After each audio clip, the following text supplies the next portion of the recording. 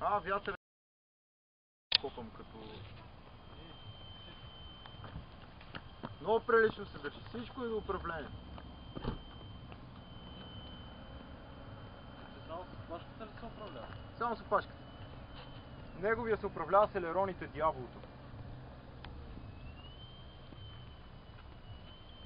Трябваше да ми покажеш нещо, лупинг.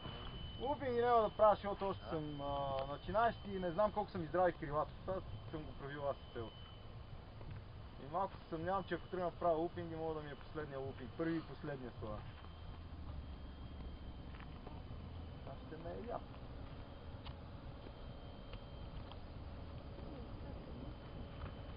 Оня ден го качих толкова високо, че ми стана по-малко такова. А днеска сутринта един орел около него. Голям, колкото него беше, по-голям даже от него. Мъжки сигурно. Сигурно някакъв огромен орел беше. И почина да го наобикаля, викам, съм гледал клипчета как ги нападат тия самолетчета.